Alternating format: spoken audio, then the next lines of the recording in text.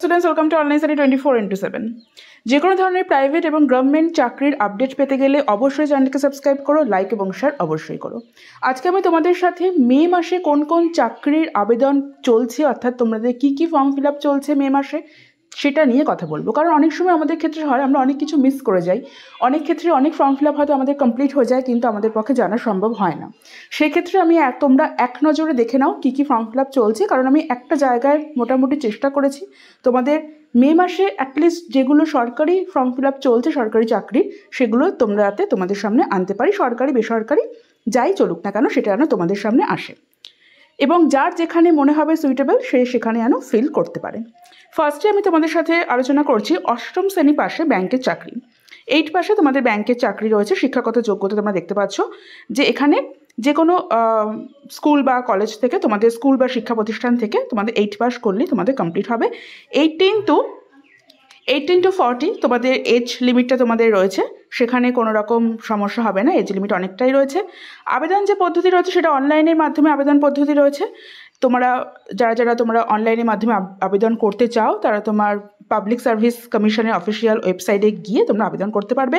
শেষ তারিখটা কিন্তু 15 মে।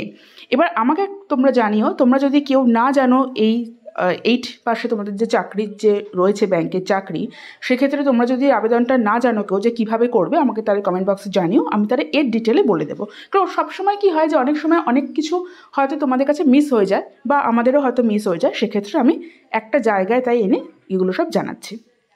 দেন তোমাদের ইন্ডিয়ান রেলও তোমাদের চলছে, তোমাদের 4000 কনস্টেবল নেবে। এটা হয়তো তোমরা প্রত্যেকেই মোটামুটি সবাই জানো, যেখানে শিক্ষাগত যোগ্যতা কনস্টেবল পদের জন্য যে কোনো স্বীকৃত বিদ্যালয় থেকে মাধ্যমিক পাস হলেই হবে। বয়সসীমা তোমাদের যেটা ন্যূনতম সেটা 18 থাকলে তোমরা আবেদন করতে পারবে। এখানেও কিন্তু অনলাইনের মাধ্যমেই কিন্তু আবেদন কিন্তু চলছে।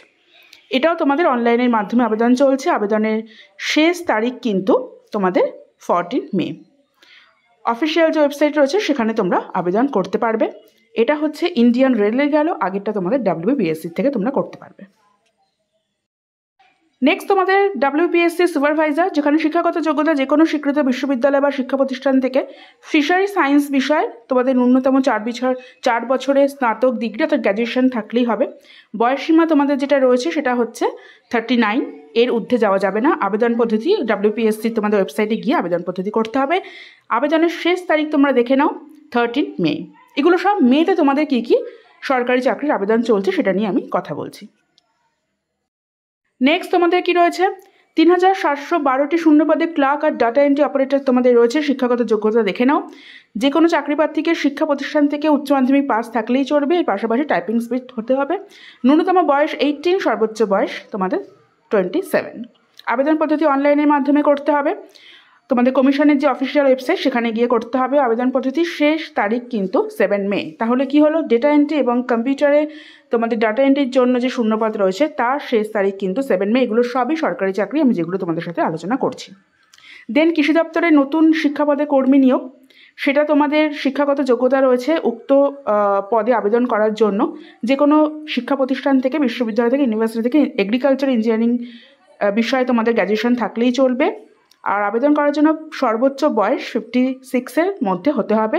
আবেদন করতে হবে অফলাইনে, তবে এটার আবেদনের শেষ তারিখ চলে গেছে 6 মে, তোমাদের এটা চলে গেছে, এটা করা যাবে না। বাট বাকি যে 3টে যেটা এখন চলছে এই মুহূর্তে, যেটা আমি হয়তো আমাদের চ্যানেলে আলোচনা করা হয়নি, সেই 3টেই কিন্তু আমি আলোচনা করে দিলাম। তোমরা যদি এর বিস্তারিত জানতে চাও আমাকে বলো যে কোনটার ব্যাপারে বিস্তারিত জানতে চাও, আমি সেটার ব্যাপারে বিস্তারিত জানিয়ে দেবো।